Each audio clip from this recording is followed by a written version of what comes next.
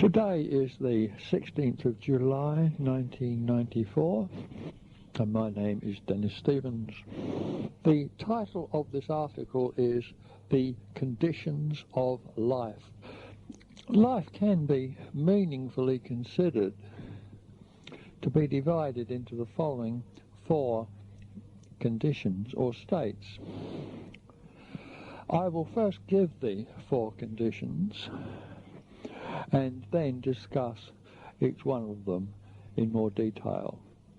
While a familiarity with the theory of TROM may help a person to more easily understand this article, such a familiarity is by no means necessary to the achievement of such a feat. Here then are the four conditions of life. 1. The no-game condition. 2. The voluntary or non-compulsive game condition. 3. The compulsive game condition. 4. The insanity condition. The first of these states is the no game condition, and that is the one we will discuss first. All of the states are achieved by postulation, by the use of postulates. Well, one thing we know for absolute certainty in TROM is that this universe only consists of life and postulates. So it's no surprise that each of these four states is achieved by a postulate. So what is the postulate that governs the no-game state? The postulate that governs this state is a postulate which prevents the person from making an opposition postulate. It's a postulate that prevents the person, or prevents the spiritual being to be more precise, which prevents the spiritual being from adopting an opposition postulate.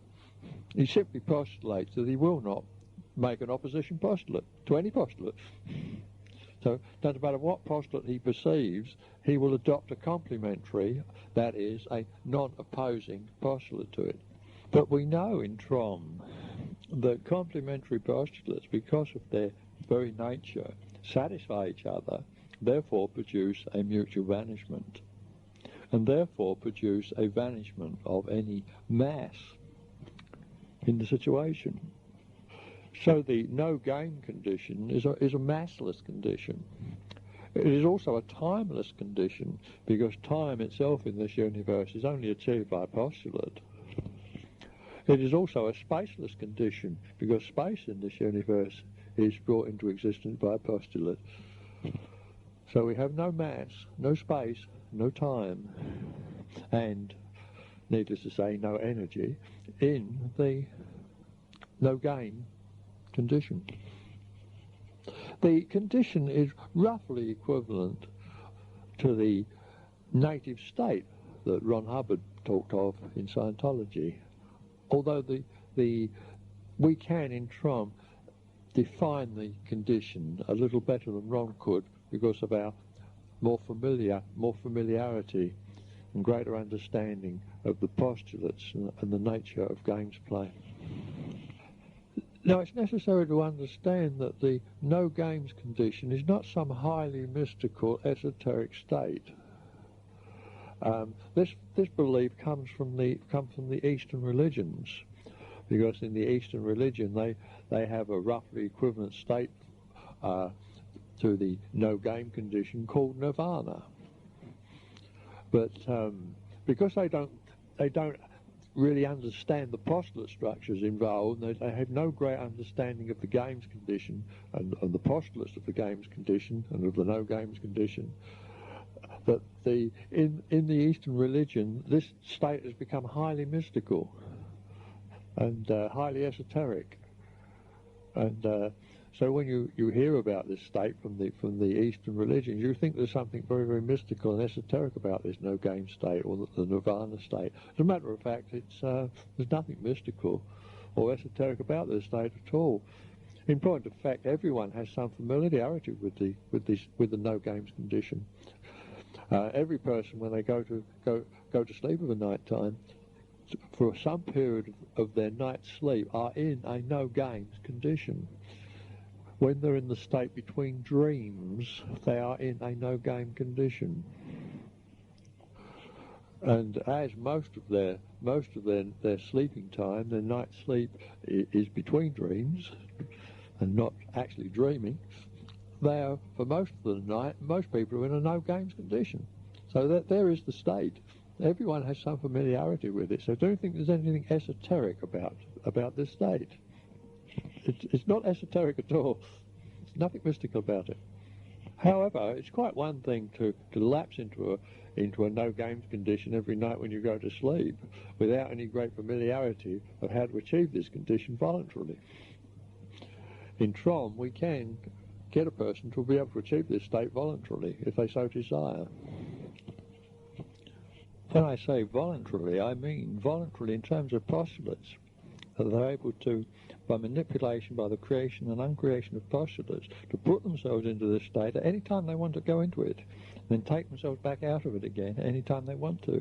They simply do it by the use of postulates. Now, this is quite different from a person who's going to sleep. A person going to sleep relies upon their body to put them into the state. They wait for their body to go to sleep, then they can go into the state. Until their body goes to sleep, they can't go into this state. Well, we can do better than that. We can do a lot better than that. A person can do a lot better than that when they understand the postulate structure involved. They can actually put themselves into this state at any time they want to. Next we get to the voluntary or non-compulsive games condition. Now this one is much more familiar to anyone. It is much more familiar to people, this state is. This is a state where a person can play games or not play games at will. They have the freedom of choice to oppose a postulate or to adopt a complementary postulate. They have that choice. So they can, by exercising their choice to oppose a postulate directed at them, they can go into a games condition. Then by exercising their choice to not oppose that postulate and to adopt a complementary postulate, they can end that game and go into a no games condition regarding that situation. So that is the voluntary or non-compulsive game state. Now, in TROM, this state is achieved at the completion of level 3. Once a person has completed the first 3 steps of TROM, they have arrived into a non-compulsive games condition, into a voluntary games condition. They have regained their ability to do this. And the upper levels of TROM, levels 4 and level 5, are devoted to returning to the person their ability to go from the voluntary or non-compulsive game state into the no-game state.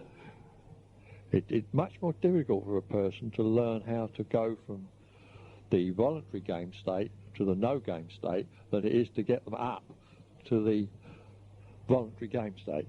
Do you understand that? That is why the first 3 levels of TROM are much easier to achieve than levels 4 and levels 5 of TROM. But certainly by the time the person has reached the top of level 3 in TROM, they are a voluntary and a non-compulsive games player. The state is also achievable by Scientology auditing, and a person who's had very, very good case gains in Scientology auditing and has completed many of the grades, has been checked out to clear and has checked out many of the OT levels of Scientology. This person would almost certainly, but not necessarily, be a non-compulsive games player. The state can also no doubt be achieved by various Eastern religious practices and so forth, and has indeed been achieved by many devout Christians. Undoubtedly the most desirable state for a being to be in is in the voluntary or non-compulsive game state, while having the ability to return to the no game state by choice. That is the most desirable state for a being to be in. He has his at any time he wants to, he can play games, and then he can, by a flip of his postulates, he can simply end the games and go into the no game state, go into the no games condition, and there can stay for any length of time he wants to. The no games condition can be stayed in, of course, for minutes, hours, years, centuries, and very useful ability to have if the planet of your choice happens to be in a nuclear winter or suffering an ice age. You simply shut down as a spiritual being and go into a no games condition for a couple of thousand years until things look better again. Then you come out of it and become a voluntary games player again. These are just some of the things you can do when you get into the upper levels of ability. In terms of postulates, the voluntary or non-compulsive game state is achieved by simply postulating that there will be a game. By simply postulating that there will be a game, and making a particular type of postulate that makes it very difficult for you to accidentally go into complementary postulate situation. In other words, a person simply postulates. He puts a little stopper on his complementary postulate, so he won't accidentally make complementary postulates, and so end his game. But he's got his finger on it. He knows exactly what he's doing. At any time he wants to, he can take the stopper off, change that postulate, go into complementary postulates, and retire into the no games condition. The third state, and we're now getting into the first of the undesirable states for a being to be in, is the compulsive games condition. Now, the compulsive games condition is characterized by an inability to adopt complementary postulates. The person simply postulates that they won't adopt complementary postulates. It's as simple as that. It's not that they've got a little stopper on it. They've definitely postulated that they're not going to adopt complementary postulates, that they're going to be in there pitching until the bitter end. They're going to be in there pitching. They're either going to win the game or they're going to get overwhelmed. And they don't think about being overwhelmed. They're only thinking about winning the game. So the only way the compulsive games player knows to end the game is to either overwhelm the opponent or get overwhelmed and have complementary postulates enforced upon him, or enforced complementary postulates upon his opponent via overwhelm. That's the only way he knows how to end the game. This compulsive game state is a highly undesirable state simply because it's compulsive. The person simply, once he gets into it, simply cannot stop. He has to be in there struggling. It's all conflict. It never stops. It's all go and all conflict and all battles. It's all fighting, etc. It's all go. And it goes on forever like that. That's the postulate that makes it so. The postulates make it so. Of all the four states, this is by far the most common state that you will find a being in. If you were to do a statistical survey on this planet, you would undoubtedly find that more beings are in this state than any one of the other states. It's the most common state that the person gets into is the compulsive games condition. Probably the worst thing about the compulsive games condition is that the person, while he's in it, will exalt it and say that he doesn't want to be in any other state. The rationale the compulsive games player will give you for being in his state is that he says it's the only way he can generate game sensation. It's the only way he can get anything out of the game. He can generate any sensations by playing games.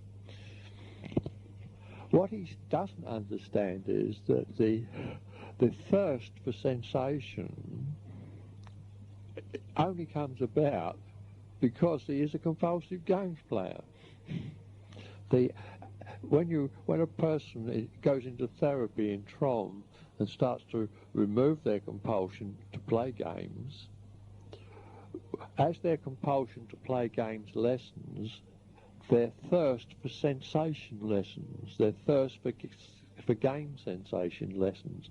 So the point where they cease to become a compulsive games player and become a voluntary or non-compulsive game player, their thirst for game sensation is minimal, if it exists at all.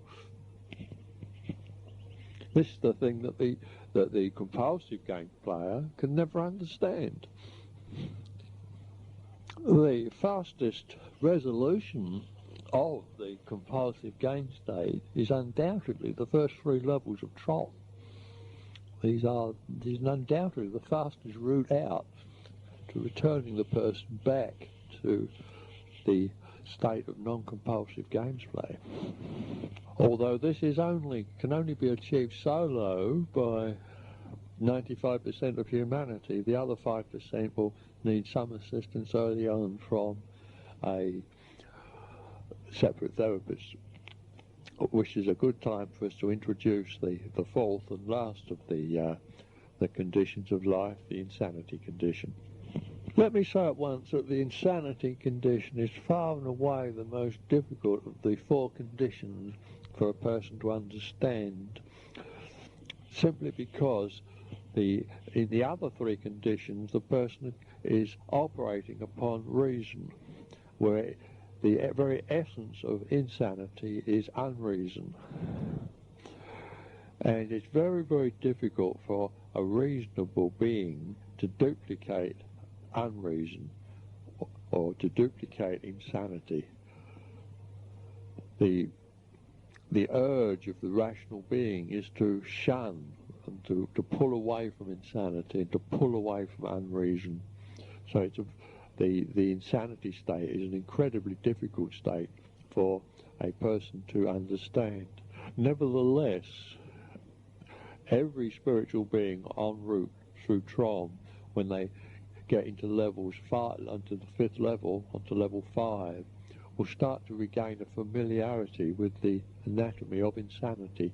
They will get to understand how insanity comes about. The first thing we would need to know about the insanity condition is that it's only entered by compulsive games players. Insanity is not a hazard to the non-compulsive or voluntary games player. It is only when a person embarks upon the compulsion to play games are they at risk of going insane.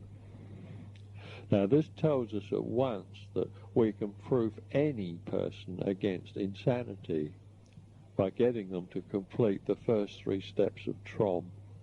Once they reach the top of the 3rd level of TROM, they're in a voluntary games condition, voluntary non-compulsive games condition, and from that point onwards they are proofed against insanity. But while they're below that level and in a compulsive game state, they are at risk, always at risk of going insane. So one must understand this very, very, very clearly about the compulsive game player. He's at risk of going insane and sliding into this 4th state of the insanity condition. Essentially, the compulsive games player goes insane when he has no class to occupy in the event of overwhelm in games play.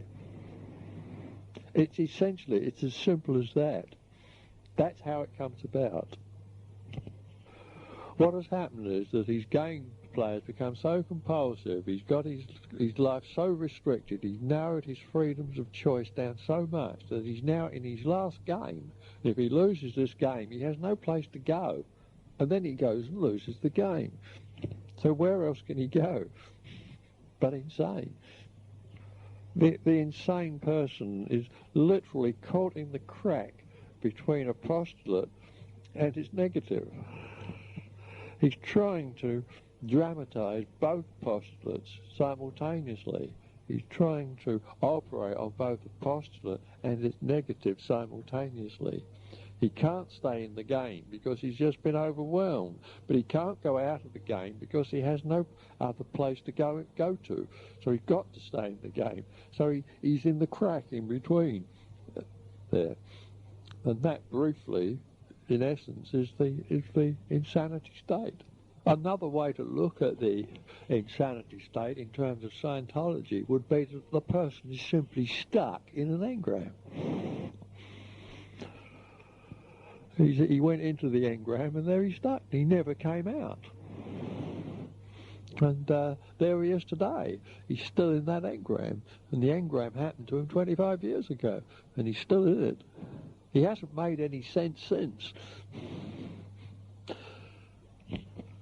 He went into that engram and it ruined him psychologically, and he's never really come out of it. Now that is the Scientology look at insanity, and it's a very valid look at it. It's a very valid look, because this is factually what happens to the person. He gets overwhelmed and there's no place to go except insane. I'll be preparing a full logical analysis of the subject of insanity, which will be made available with various other matters in supplementary material to TROM. We do understand the postulate structure of insanity in TROM, and because we understand it, we can do something about it. Although at a practical level, the best procedures for handling the insane are still the CCH procedures of Scientology. And these CCH procedures would be run until such time as the person has completed level 1 of TROM. And when they pass the test in level 1 of TROM, they can then go on to level 2 of TROM solo as a compulsive games player. Never miss it. When the insane becomes sane, they are compulsive games players. They went from compulsive gameplay into insanity, and when they return back out of insanity again, they go back into compulsive games play. So that's where you would pick them up. So that is our fourth level, and completes our 4 conditions of life. What may be very difficult for a person with a Scientology background to understand when they first meet TROM and meet these 4 conditions is that as we move a person up through the conditions, say up from insanity through compulsive games play into non-compulsive games play into the no games condition, as we move a person up through these conditions in therapy, as a person is moved up through the conditions in therapy, their engrams, their engram bank, their reactive bank, as we know it in Scientology, is progressively erased.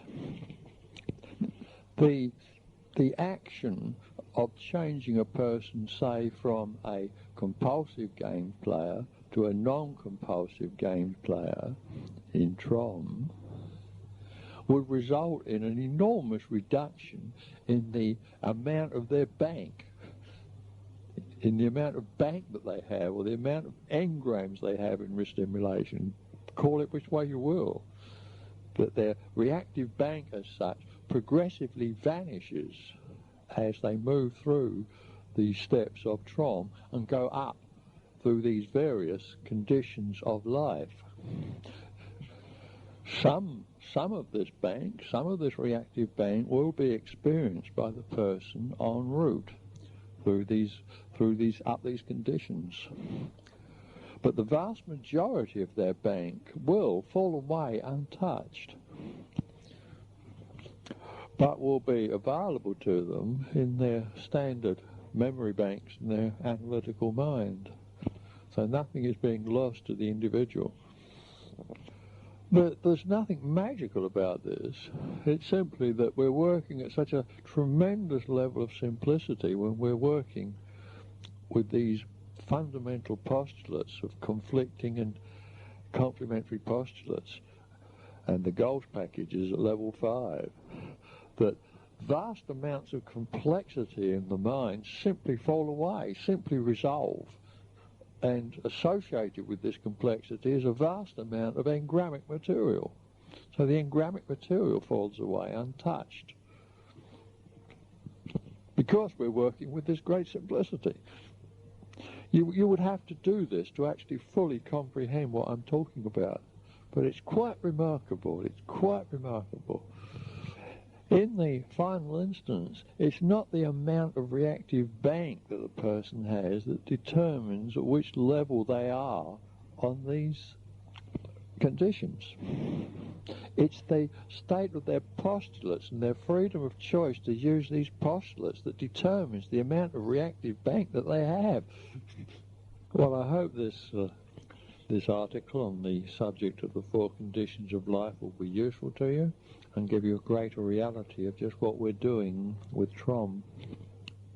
Thank you very much.